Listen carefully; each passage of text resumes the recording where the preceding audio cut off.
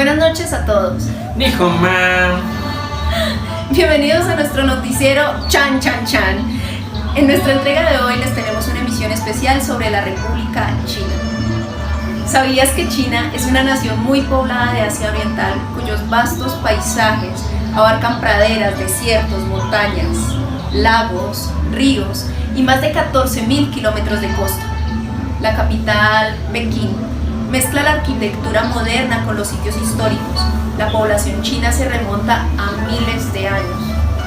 En el pasado, unas comunidades que provenían de Mongolia y del centro de Asia decidieron establecerse en las cercanías del río Amarillo, y las anteriores se convertirían en una de las primeras y de las más importantes civilizaciones que lograron desarrollarse dentro del continente asiático. Pero hay que preguntarse, ¿cómo fue que llegó a formar la nación china y sus primeros grupos? Donde ellos habitaron, como decía mi compañera, en el río Amarillo. Ese territorio chino estaban organizados en clanes dirigidos por un jefe de guerra. Estos originalmente vivían de la recolección de alimentos y de la caza. Sin embargo, con el paso del tiempo, estas agrupaciones se fueron haciendo cada vez más complejas. Tan complejas que llegaron a desarrollar la agricultura. La sociedad se va a ir transformando, aparece la propiedad, se van a crear como consecuencia una serie de dinastías. Pero hay que preguntarnos, Fernanda, ¿qué es una sociedad de dinastías? Una sociedad de dinastías es una sociedad gobernada por una serie de reyes que pertenece a una misma familia y que se mantendrán en el gobierno hasta en el momento en el que sean desplazados por una nueva familia. ¿Entendido? En el caso de China, la primera dinastía de la que se tiene evidencia histórica es la dinastía Shang. Bueno, creo que lo dije bien. Estos aprovecharon su ubicación geográfica en las cercanías del río Amarillo para hacer florecer la agricultura, gobernando la antigua China entre los años 1766 y 1027 a.C. Con el paso del tiempo, pues siguieron surgiendo algunas cosas. Exacto, como lo menciona mi compañera Fernanda, la dinastía Shang utilizó los aspectos geográficos para establecer y desarrollar su cultura, asunto que se replicará en todas las sociedades originarias. Culturas que por años se asentaron cerca del agua, lo cual les posibilitaba tener acceso a los recursos. Las anteriores serán desplazados por la dinastía Zhou, o creo que así se menciona, Zhou. Durante el gobierno de los Zhou, la población china crecerá progresivamente. Como consecuencia, aparecerán nuevas ciudades, por lo que el territorio chino se hará cada vez más extenso. Esto es por esto que cada vez se le va a hacer más difícil al gobierno de los Zhou poder controlar la totalidad del territorio, de manera que la toma de la decisión de distribuir vasallos del rey a lo largo de China. No, pues que Zhou. Los vasallos recibirán el nombre de mandarines. Tenían la función de ayudar a gobernar y administrar los recursos. Sin embargo, estos vasallos del rey progresivamente irán acumulando más y más poder hasta llegar al punto de rebelarse contra el gobierno de los Zhou. Es así como China llega a dividirse en 7 estados, todos ellos distintos, que se enfrentan entre ellos a lo largo de un periodo de tiempo que conocemos como el periodo de los reinos combatientes. Para hacia el año 300 a.C., el liderazgo de la dinastía Qin consigue acumular una importante fuerza militar. Mira la importancia de la milicia y la guerra en esta época. La dinastía Qin logra vencer el resto de los reinos chinos, debido a su capacidad de estrategia y su capacidad militar, por supuesto. Con lo anterior, se producirá la unificación del territorio y la construcción del gran imperio de China, siendo Qin Shi Huang su primer gran emperador. En la siguiente nota lo veremos con nuestro enviado súper especial. En la China central, a 64 kilómetros de la ciudad de Xi'an, los arqueólogos hicieron en 1974 un hallazgo extraordinario: la tumba del primer emperador Qin, fallecido en el año 210 a.C. Cerca del túnel imperial apareció algo que no estaba reflejado en ningún documento conocido: un ejército de terracota preparado para entrar en combate, sus caballos y carros de guerra. Las figuras representan al ejército del emperador quien debía velarle y protegerle en su vida de ultratumba. Dispuestas en perfecto orden de batalla, los ejércitos se encuentran, conforme a la costumbre de la época, repartidos en 3 columnas y con su estado mayor. Las estatuas están dotadas de gran realismo, habiendo sido originalmente pintadas de distintos colores. El ejército de terracota no fue producido en serie ni con moldes, sino que cada figura fue modelada individualmente. Detalles de los cuerpos o del uniforme, las caras, los peinados, las armas o el rango, cada soldado pertenece a una unidad diferente y en su rostro se puede averiguar hasta su procedencia étnica. Solemnes y marciales, como corresponde a la guardia del emperador, los guerreros tienen una altura algo superior a la de un hombre normal. Los más de 1500 artesanos que intervinieron en su construcción se cuidaron de reflejar 4 unidades básicas: una vanguardia de arqueros a pie sin armadura, 2 unidades de caballería y carros y una unidad más de caballería y de carros repartida en 8 corredores. Las investigaciones aún en curso desvelan que están enterradas unas 8000 estatuas, de las que se han recuperado hasta ahora unas 1300.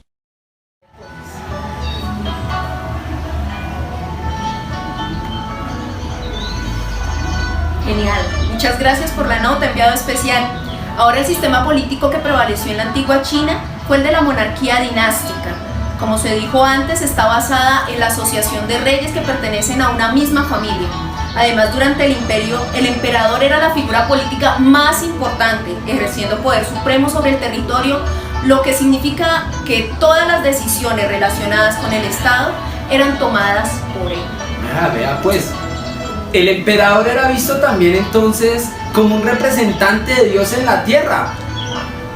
Por ese motivo, a los gobernantes se les conocía como los hijos del cielo. Además, eran mantenidos por medio de los tributos que pagaban las clases menos privilegiadas en la sociedad china. El emperador, por supuesto, ocupaba el cargo más alto del pueblo. Hágame el favor. Por debajo del emperador se encontraba la nobleza militar, que su mayoría eran parientes del emperador, que se colocaba en los cargos más importantes del ejército. Después estaban los gobernadores, que también eran designados por el emperador y que además le daban su cargo a los familiares. Luego se encontraban los sacerdotes, los artesanos, los campesinos y finalmente los esclavos, con la principal actividad económica, que fue la agricultura, centrada sobre todo en la producción del trigo, cebada, el arroz. También importante era el trabajo artesanal en la época. Todo queda en familia. Chan, chan, chan. Es momento de hablar de la economía. Por su parte, el comercio era realizado de manera interna a través del trueque, es decir, el intercambio de productos. Pero es importante preguntarnos cómo se organizaban para realizar las actividades económicas. China, a diferencia de otras sociedades en la antigüedad, organizaba a los esclavos que no se encargaban de trabajar la agricultura, no señores, sino que estos realizaban las labores de servidumbre para la nobleza o altos cargos y funcionarios del Estado. Por su parte, los campesinos sí laboraban la tierra, que a su vez era propiedad del Estado. Hágame el favor. Estas personas además estaban obligados a entregarle una parte de la siembra al emperador para la administración de los bienes, así que la responsabilidad del Estado era la de organizar la economía en base a estas necesidades del imperio. Ahora bien, como fue uno de los imperios más grandes y poderosos del continente asiático, terminó por desaparecer, pero China llegó con la desaparición de las dinastías.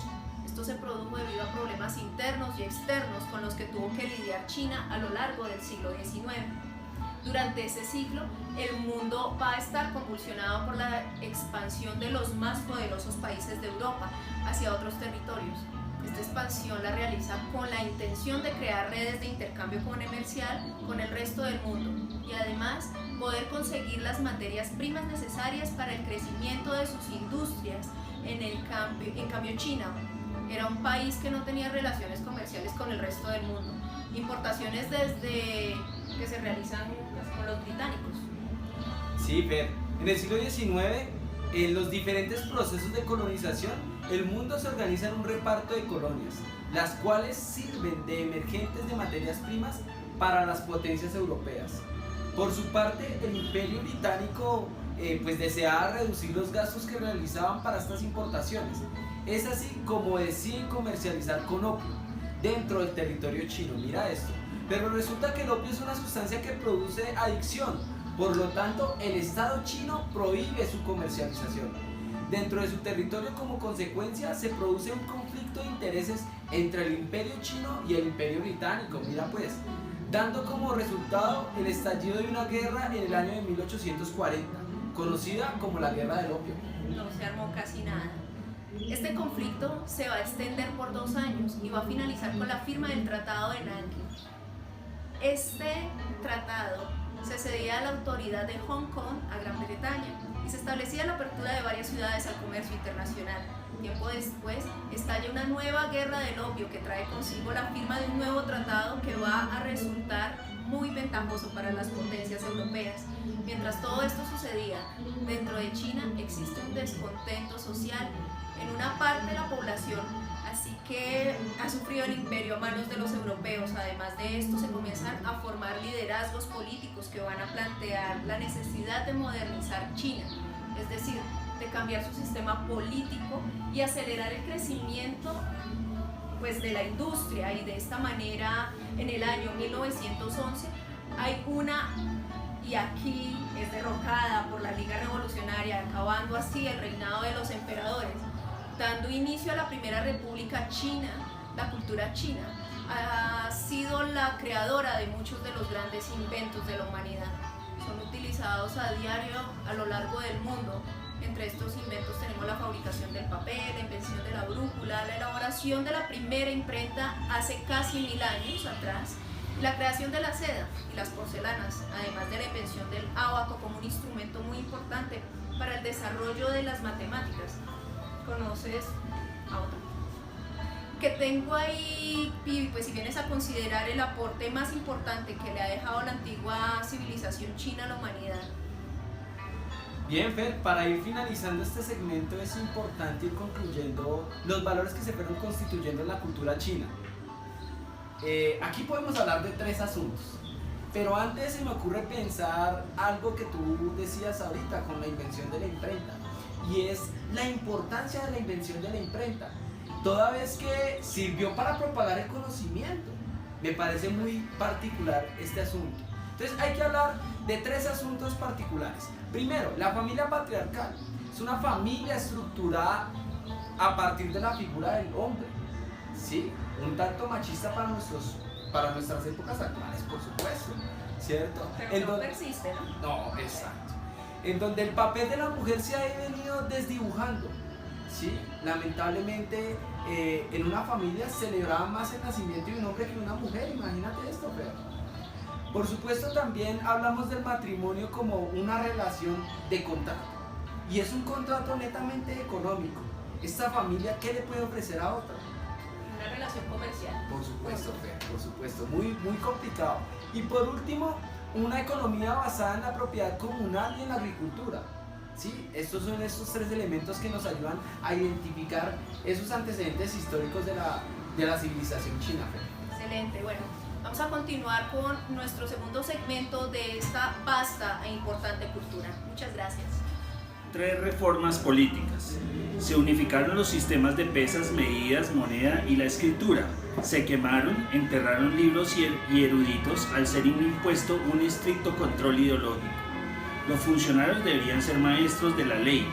Esto le permitió al emperador dominar los poderes militares, el poder administrativo y financiero, judicial desde el gobierno central hasta el gobierno local, que eso lo vas a hablar tú más adelante, erradicando así el fundamento de la separación vasalla feudal que se vivía hasta ese momento. Fíjate que respecto al poder militar centralizado, se eliminó el poder militar de los generales de alto rango y los comandantes locales en el gobierno central, y se designaron 3 funcionarios de gobierno para comandar el ejército imperial. Eso permitía de alguna manera mantener el poder separado. El poder ejecutivo centralizado, específicamente el político, militar y financiero de los primeros ministros, los consejeros privados y los 3 secretarios dividían el poder del primer ministro. El poder financiero centralizado mediante la instalación de transbordos cada nivel de gestionar finanzas locales. Y el Poder Judicial, del cual tú vas a hacer especial énfasis, centralizado por el gobierno central, que envía a funcionarios civiles a servir como funcionarios judiciales locales.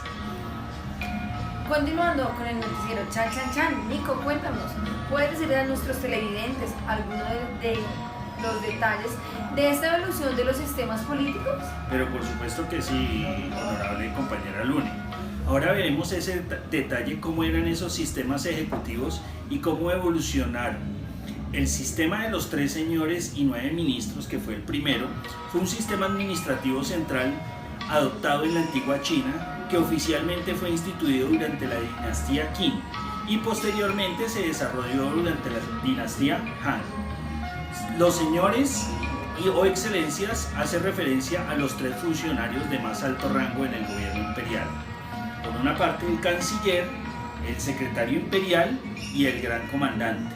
Y de estos 3 se derivaban los 9 ministros, que eran todos de gran importancia para el gobierno central. Ellos eran el ministro de ceremonias, el supervisor de los sirvientes, el comandante de los guardias, el ministro de cocheros, el comandante de justicia, el gran heraldo y el director del clan imperial.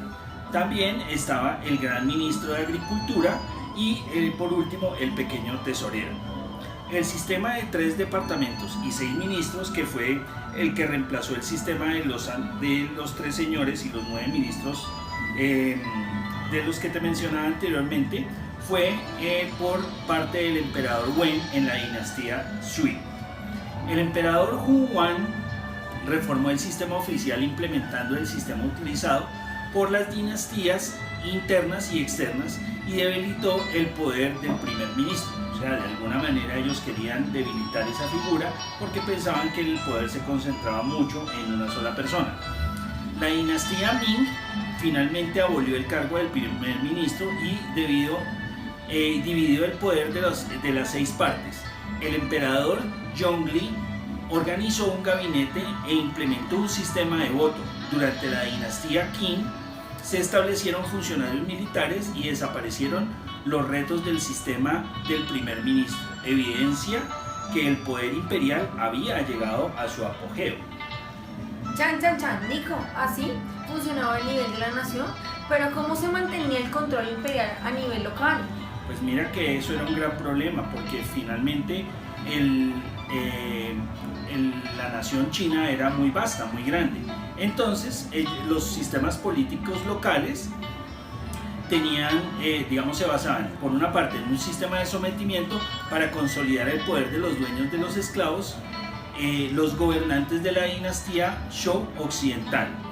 Ellos implementaron políticamente el sistema de vasallos sometidos, lo que permitió a la dinastía Zhou consolidar su dominio y expandir mucho más el territorio chino. También se instituyó la prefectura y sistema de condados.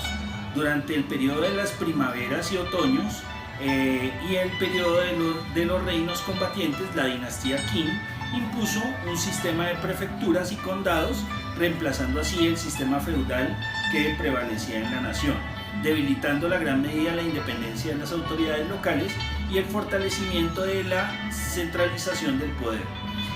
Por otra parte, el sistema de provincia, que al comienzo de la dinastía Han occidental, el sistema de prefecturas y condados se implementó en áreas locales y al mismo tiempo se estableció el sistema de sometimiento. Había un sistema que era muy propio de la zona tibetana, que era el sistema monje. En la dinastía Ming, el Tíbet practicó el sistema de monjes y funcionarios debido a que el pueblo tibetano creía en el budismo tibetano. Por tanto, el gobierno Ming utilizó la religión para gobernar al pueblo tibetano, o sea, ellos los gobernaban era con la fe del budismo. El sistema de 8 estándares fue utilizado a finales de la dinastía Ming, cuando Jurchen gobernaba Nurashi. El sistema se inspiraba en la organización militar Jurchen, controlado por la aristocracia, con los militares ejerciendo tres funciones importantes, honorable compañera Luney. La primera, la gestión administrativa; la segunda, organización de la producción; y un sistema de gestión administrativa que promovía el desarrollo de la sociedad Nushen. Noticiero Chan Chan. Nicolás, los chinos se caracterizaban por su avance en la selección de los funcionarios por recursos de los méritos. ¿Nos puedes contar más sobre ese tema, Nicolás? Chan Chan. Claro que sí, honorable compañera. La selección de los funcionarios en base era un proceso que se llevaba a cabo con base en la selección de estas personas de acuerdo pues a sus antecedentes familiares. Esto se convirtió gradualmente en un proceso de selección basado en el talento de las personas, mientras que el método de selección por selección gradualmente fue transformado en un examen público. Fíjate que esto fue los primeros casi que indicios de lo que era la función pública. O sea, era un grupo de funcionarios que se encargaba de caracterizar y evaluar a aquellas personas que iban a asumir esos cargos públicos. Pero ellos también tenían y evaluaban a través de un sistema de supervisión imperial. Fíjate que la dinastía Qin, en ese sentido, el gobierno central estableció un historiador imperial, mientras que el gobierno local estableció un supervisor imperial.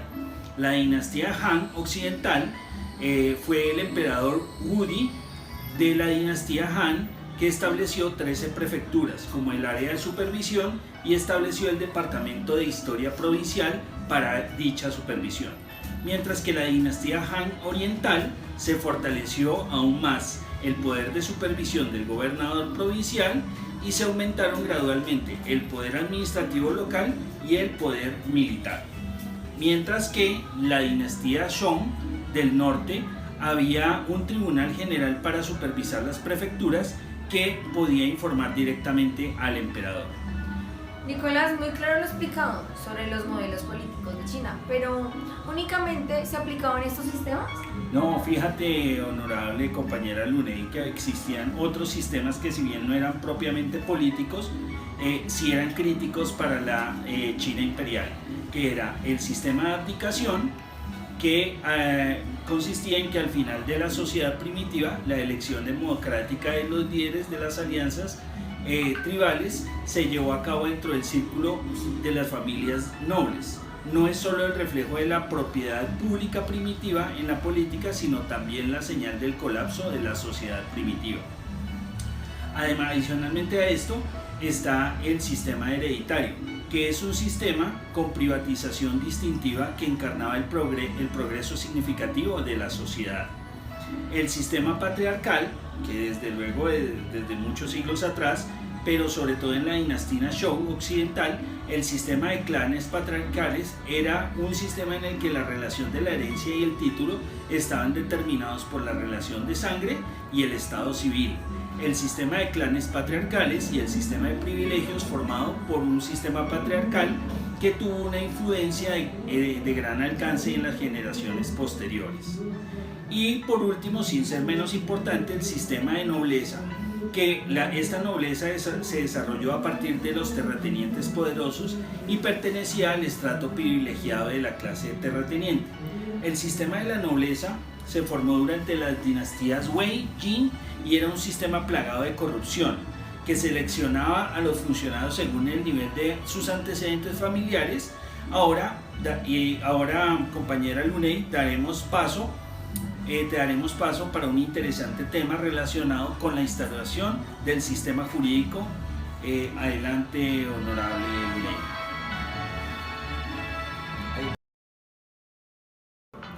Continuando con nuestro noticiero Chan Chan Chan, junto al honorable mi compañero Nicolás, hablaremos del sistema jurídico. Para iniciar, el derecho chino, siendo uno de los países más extensos en territorio, es uno de los más poblados, más rico culturalmente del planeta, siendo un lugar de secretos milenarios y conocimientos secretos.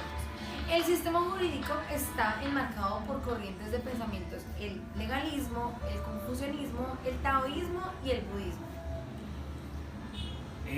Compañera Luney, ¿qué corriente es la más importante del sistema jurídico? La más importante, compañero Nicolás, es el confucianismo, una de las corrientes más antiguas. Su fundador fue Confucio. Según él, lo caracterizó que el hombre es uno de los que está determinado por el cielo y que no es posible modificar el hecho. Esta tradición cultural duró más de 5.000 años. Luney, cuéntame un poco de las dinastías. Durante las dinastías, Nicolás, se enmarcó lo que fue Yuan, Xia, Shang, Zhou, Qin. Cada dinastía tiene sus normas jurídicas, codificadas, públicas y privadas también. Distinguen el derecho penal y civil por aparte.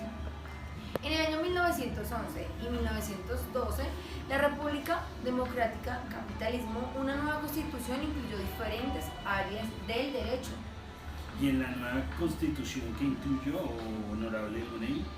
Honorable Nicolás, incluyó 6 áreas en la Constitución, las cuales son el derecho civil, el procedimiento civil, el derecho penal, procedimiento administrativo.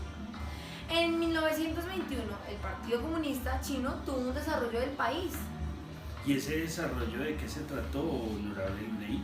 Ese desarrollo se trató de la cultura legal que enmarcaba desde el pensamiento chino a las costumbres. En 1948 se dio la República Popular China, promulgó programa común interno constitucional de la Conferencia Política Consultiva del Pueblo Chino y eso estableció las leyes. Okay. ¿Leyes de qué tipo, honorable Luney? Las leyes son de orden social, económico, nacional. La nueva constitución adoptada por la Asamblea Nacional definió los principios básicos del sistema chino, las funciones y los poderes del Estado. En los años 50, el sistema decayó por la revolución cultural que se dio entre 1976 y 1976.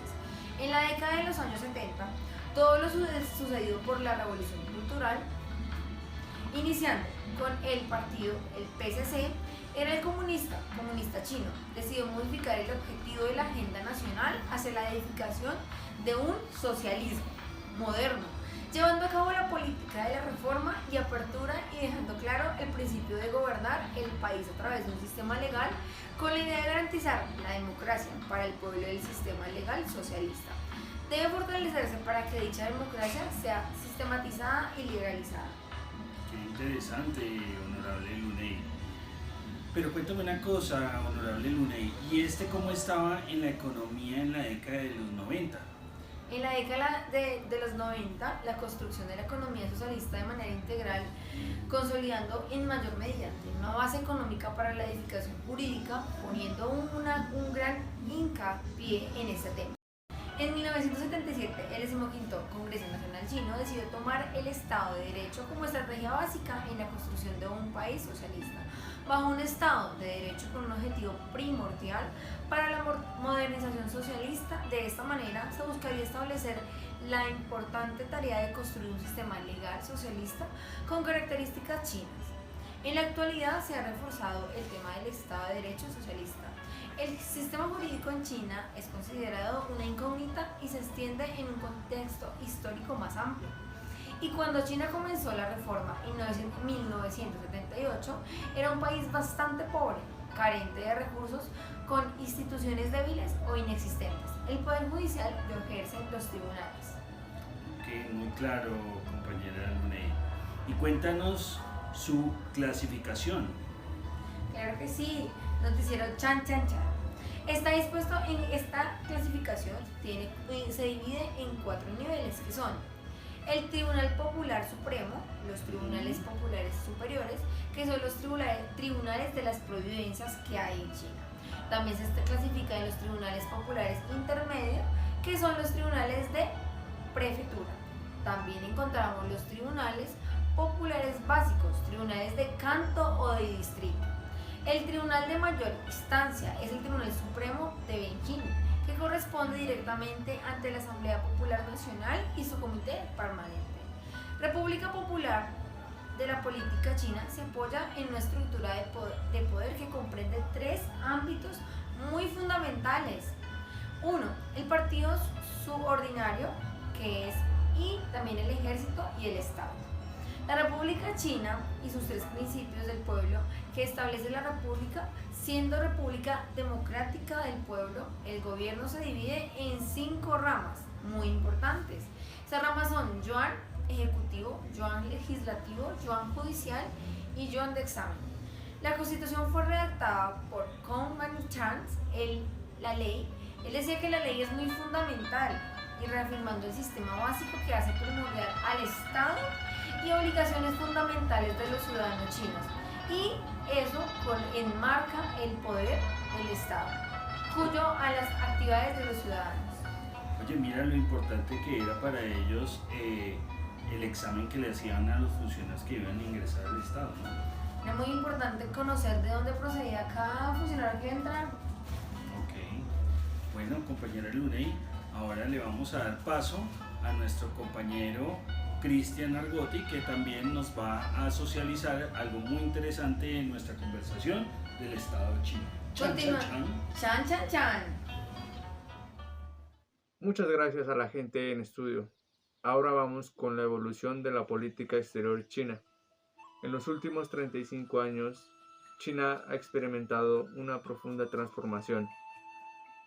El gigante asiático ha cambiado la economía planificada por el mercado y ha pasado de ser un país rural y aislado a convertirse en el principal exportador y el mayor mercado turístico del mundo.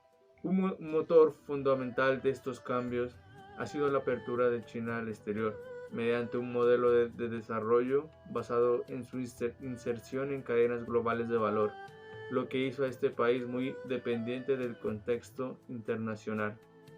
Las características del sistema internacional y el contexto de seguridad están condicionadas por 3 ideologías: el comunismo, el nacionalismo y el pragmatismo, cuya influencia ha ido variando a lo largo de los años, en los cuales se permite distinguir 6 periodos dentro de la política exterior de la República Popular China, como es la alianza sino-soviética, que ocurrió en los años 50, la oposición a las 2 superpotencias en la década de los 60, el acercamiento a Estados Unidos en los años 70, la política de puertas abiertas durante la década siguiente, el perfil bajo adoptado tras la supresión de la revuelta de Tiananmen, que ha estado vigente durante unos 20 años, y la aparición de una política exterior más asertiva en los últimos años, la alianza chino-soviética. En la segunda mitad de 1948 y los primeros meses de 1949 se celebraron varias reuniones de los máximos órganos del poder del Partido Comunista Chino, orientadas a marcar las que serían las principales líneas políticas del nuevo régimen, con la firma del Tratado Chino-Soviético de Amistad, que ocurrió en febrero de 1950. Sin embargo, había múltiples factores para que no se diera esta alianza, porque esta alianza estuvo salpicada por múltiples desvanecencias ideológicas y estratégicas, que se fueron agudizando en la segunda mitad de los años 50. Ello obligó a China, durante toda la década de los 60, a luchar por hacerse notar en una escena internacional dominada por 2 superpotencias que le eran hostiles. En este proceso, el deterioro de las relaciones con Moscú acabó siendo tan profundo que a finales de los 60, Pekín identificaba a la Unión Soviética como la principal amenaza para su seguridad. Las negociaciones celebradas en 1964 entre los 2 países para consensuar sus límites fronterizos no fructificaron, y el cambio de liderazgo en la Unión Soviética tampoco mejoró el clima con Pekín. Las tensiones entre ambos países fueron escalando hasta que en marzo de 1969 2 incidentes en la isla Chen-Pao y en el río Ussuri se saldaron con unas 1000 bajas en total, la mayoría chinas, con los precedentes que en 1968 de la invasión soviética de Checoslovaquia y la declaración de la doctrina Brezhnev, que justificaba la intervención militar de la Unión Soviética en estados comunistas. De esta manera, esta amenaza tangible para su seguridad fue el factor esencial que propició la búsqueda por parte de las autoridades chinas de un acercamiento a Estados Unidos. Deng Xiaoping profundizaría más adelante en este proceso de acercamiento al bloque capitalista con la firma del Tratado de Paz y Amistad China-Japón en 1978 y el establecimiento de las relaciones diplomáticas oficiales con Estados Unidos, que ocurrió en 1979. Deng era consciente de la creciente prosperidad de la que disfrutaban los chinos que vivían fuera de la República Popular de China, en Taiwán, en Hong Kong, en Singapur, y entendió que esto solo sería posible en China atrayendo inversión, tecnología y conocimiento de otros países. Todo ello a convertir a China en la nueva fábrica del mundo. De ahí su empeño en mejorar todavía más las relaciones con Estados Unidos, Japón y Europa. Paralelamente, debido a los cambios impulsados por Mikhail Gorbachev dentro de la Unión Soviética y al estancamiento de las relaciones entre las dos superpotencias, los líderes chinos comenzaron a ver mucho menos probable verse envueltos en un conflicto bélico con Moscú. Esto hizo que en su paradigma de seguridad comenzase a cobrar preeminencia la dimensión económica frente a la militar y que impulsasen un acercamiento a la Unión Soviética que culminó con la visita de Gorbachev a Pekín en 1989. De esta manera, China adoptaba una política exterior global sin irse para ninguno de los dos bloques, rescatando su carácter pacífico e independiente. Tras la supresión del movimiento de Tiananmen en 1989 y la caída de la inmensa mayoría de regímenes comunistas, el liderazgo del Partido Comunista Chino quedó en una situación muy precaria. El final de la Guerra Fría, con la victoria del bloque capitalista, va a cambiar radicalmente el lugar de China en la escena internacional. En esta coyuntura, los países occidentales impusieron sanciones y un aislamiento diplomático a China. La paradoja era que Estados Unidos y sus socios no solo eran vistos por Deng como la principal amenaza para la continuidad del régimen, sino también como socios esenciales para su mantenimiento, pues jugaban un papel fundamental en el modelo de desarrollo económico que podía brindar a China un crecimiento rápido y sostenido. A inicios del siglo XXI se comenzaba a hablar del siglo de China, al mismo tiempo que se multiplicaba su Producto Interior Bruto. Paralelamente, China se comenzaba a hablar exponencialmente de su presencia en zonas como África, al mismo tiempo que se multiplicaba su Producto Interior Bruto. Paralelamente, China incrementaba exponencialmente su presencia en zonas como África y América Latina, que estaban fuera de sus áreas tradicionales de influencia. Se puede decir que esta política exterior basada en mantener un perfil bajo, ha sido la más duradera en la historia de la República Popular China, con más de un cuarto de siglo de vigencia. Un ejemplo relevante es la recuperación del nacionalismo como fuente de legitimación del Partido Comunista Chino desde inicios de los años 90. Esta maniobra ha contribuido a consolidar el régimen de Pekín. También ha tenido efectos colaterales como favorecer tensiones con algunos de sus socios clave, especialmente Japón y Estados Unidos. Por otra parte, la gran recesión iniciada con el estallido de la burbuja inmobiliaria en Estados Unidos conllevó a una serie de cambios en el panorama internacional para la estrategia de acción exterior de China. En esta coyuntura, Pekín consideraba que había llegado el momento de que China y otros países emergentes asumiesen un mayor protagonismo en la gobernanza global.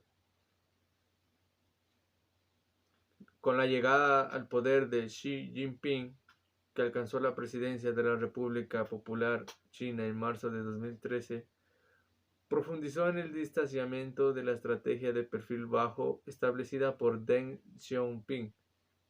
Xi Jinping presentó su teoría del sueño chino, que pretendía su mayor contribución teórica al pensamiento socialista. Cabe agregar que la diplomacia pública china difunde numerosa información sobre el papel del comercio y las inversiones internacionales de China. Por otro lado, Pekín está liderando iniciativas concretas como el Banco Asiático de Inversión en Infraestructura o la nueva Ruta de la Seda, conocida como una franja, una ruta. Con estas iniciativas, las autoridades chinas pretenden, entre otras maneras, demostrar que contribuyen activamente al desarrollo económico de otros países, abordando uno de los mayores obstáculos que enfrenta Asia, para que de esta manera ser más próspera. La expectación sobre este nuevo banco de desarrollo con sede en Pekín es tal que, a pesar de la oposición de Estados Unidos, más de 50 países se han unido a él como miembros fundadores, tales así como el Reino Unido, Australia y Corea del Sur. Y ante lo anterior nos preguntamos qué podemos esperar de China en el futuro. Por el momento, la China se sigue imponiendo en términos generales a muchas potencias. Y de alguna manera China trata de evitar que un nacionalismo confrontacional secuestre la política exterior china, ya que será fundamental para China mantener la paz en Asia Oriental.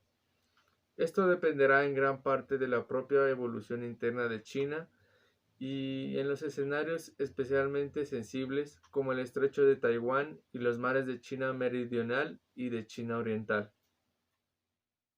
Ni hao ma. Muy buenas tardes, compañeros. Agradezco primeramente al corresponsal Cristian Argotti por su excelente informe. Continuamos para finalizar nuestra exposición acerca de China sobre la naturaleza del régimen político actual. En este momento, la constitución o la ley china, la Carta Magna china, es la que rige a partir del año 1982, desde el 4 de diciembre, decretada en la quinta sesión de la Asamblea Popular Nacional China. Actualmente el Estado chino o la organización política china es un Estado socialista de dictadura democrática popular con visión socialista. Además de eso, el Estado busca concentrar sus fuerzas para convertir y generar una modernización del socialismo tomando aspectos del marxismo. Como veníamos mencionando, es un Estado con régimen comunista, con un sistema presidencialista. El presidente de la República Popular China actualmente es el presidente Xi Jinping. De igual manera es el jefe de Estado y es su máximo exponente frente a las relaciones internacionales. Continuando, podemos apreciar que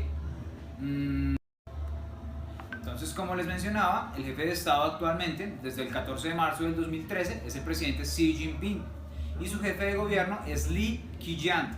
Es el segundo miembro más importante del Comité Permanente del Buró Político. Bueno, es importante analizar cómo se eligen los presidentes en China, y básicamente tienen un mandato de 5 años y no tienen la posibilidad de 2 mandatos consecutivos. El primer ministro tiene un proceso de nombramiento mediante la Asamblea Popular China, la Asamblea Nacional Popular China.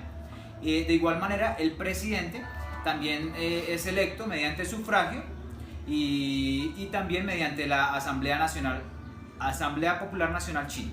El presidente tiene como objetivo promulgar leyes cuando ésta sea aprobada por el APN o la Asamblea Popular Nacional y su comité permanente. También tiene el nombramiento y la destitución de la amnistía y de ministros.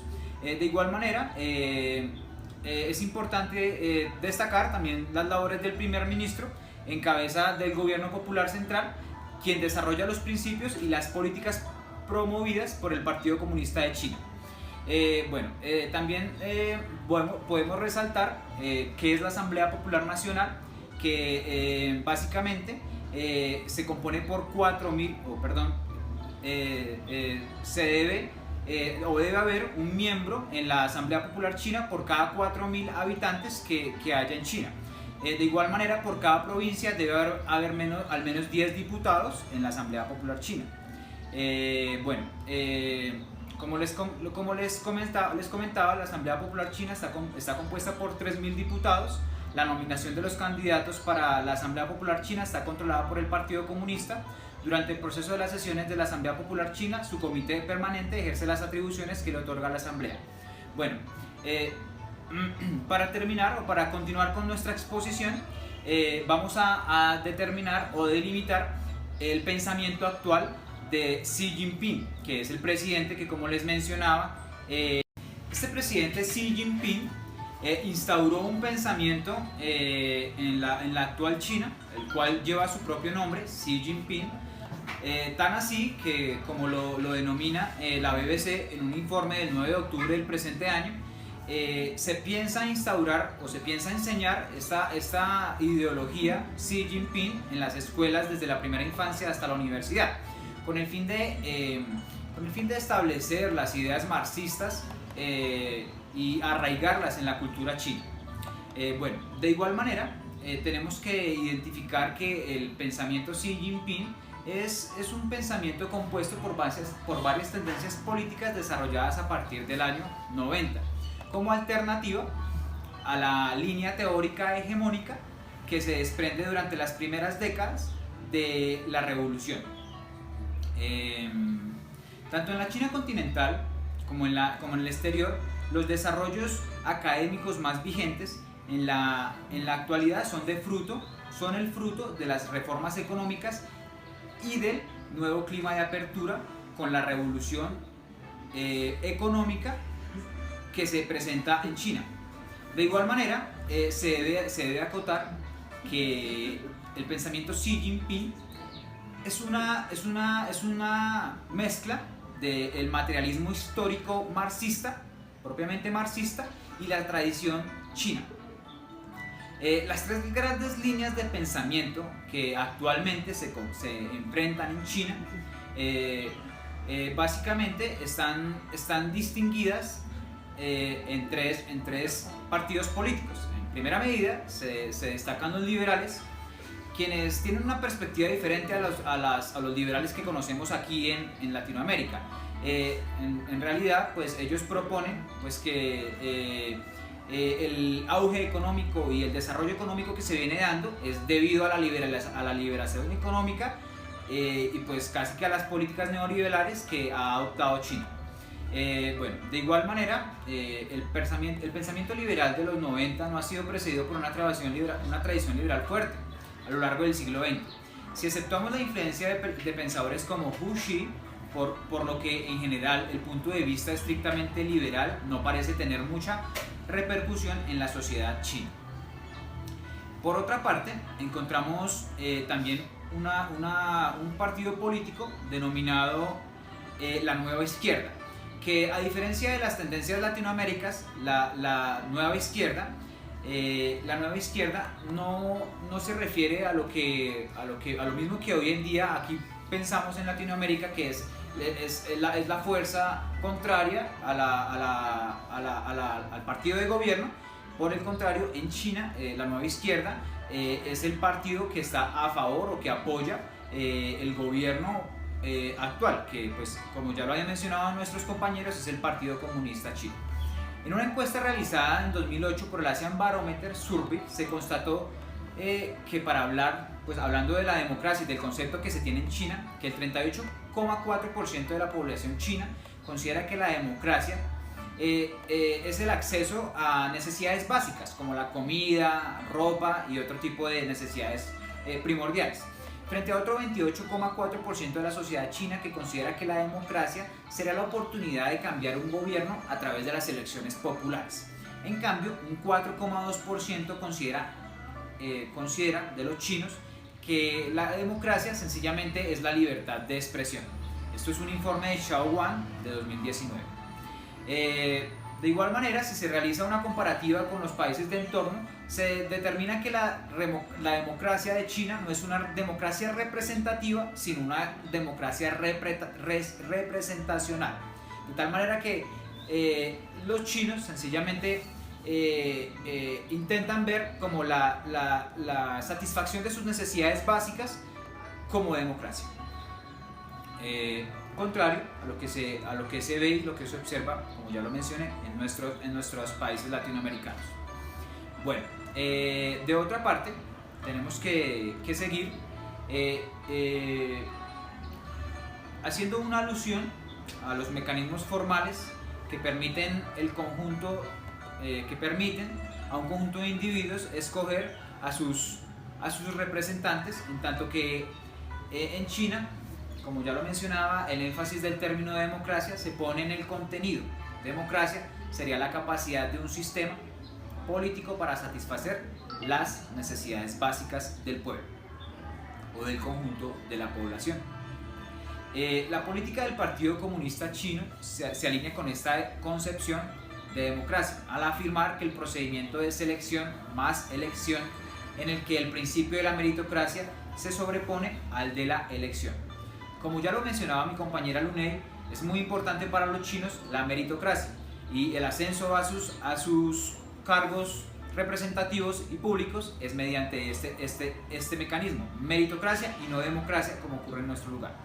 Por otro lado, también podemos identificar que existe otra política o otro partido político que se denomina los neoconfucianos, que tratan desde la perspectiva confuciana o desde las ideas confucianas tradicionales chinas, intentan establecer los mecanismos para contrarrestar en esta vez sí al pueblo, al gobierno o al sistema de gobierno que determina el Partido Comunista Chino. Bueno, en este caso me gustaría ya para terminar, para concluir, definir lo que se denomina como el pensamiento Xi Jinping, que en pocas palabras, como ya lo había mencionado, es un pensamiento mixto, caracterizado por la tradición china y por el materialismo histórico marxista. Por lo que en el pensamiento político chino se observa esta tradición, por ejemplo, en la ascensión o en la adopción de economías que no generen o de políticas económicas que generen como mencionaba, el pensamiento Xi Jinping es una transición del socialismo en China, es decir, se prevé una transición entre el modo de producción capitalista y el modo de producción comunista. Como tal, dado que el poder está concentrado en manos del Partido Comunista Chino, la tarea principal es la del desarrollo de las fuerzas productivas. No obstante, la opinión de Xi Jinping a este respecto es clara. El partido debe mantener las riendas de la economía y, como afirma, todo el partido debe fortalecer más consecuentemente su convicción en el camino, la teoría, el sistema y la cultura, en adelante las 4 convicciones, y no seguir ni el viejo camino del enclaustramiento y el anquilosamiento, ni el mal camino de cambiar su bandera por otra, sino mantener la fuerza en lo político. Esto es una expresión de Xi Jinping en el 2017. Las fases del desarrollo chino parecen afrontarse desde un punto de vista flexible, adaptado a cada situación histórica concreta. La posición del partido es que entre 2020 y 2035 se culminará el proceso de construcción de una sociedad modestamente acomodada, y de 2035 a 2050, con el centenario de la llegada del poder del Partido Comunista Chino, el partido aumentará su influencia, situando a China como una potencia clave en el escenario internacional. De igual manera, me gustaría recalcar en este caso, que la cultura tradicional china intenta su dominación o la dominación de las demás potencias mundiales a través no de la violencia, sino de otra fuerza que no genere este tipo de influencia violenta, sino que más bien trate de adoptar... Estoy hablando pura mierda. Para concluir con nuestra misión del noticiero Chan Chan Chan, me gustaría destacar una característica fundamental de la tradición o de la cultura china. Esta es su arraigo a las costumbres, su arraigo milenario que perdura en el tiempo, a las costumbres y a las tradiciones que los han representado durante mucho tiempo. De tal manera que de cara al mundo generan una visión moderna y una perspectiva moderna, por tanto así que su tecnología, su economía confluyen en cualquier rincón del mundo, tanto así que una sopa de murciélago llegó al más recóndito lugar de nuestro mundo e impactó a nivel global nuestra situación y nuestra sociedad. Es esto que los chinos representan un ejemplo para las demás culturas del mundo y las demás situaciones políticas que se puedan generar y enfrentar, pues valga la redundancia, a nivel mundial. Agradecemos su atención y esperamos vernos pronto en una próxima emisión.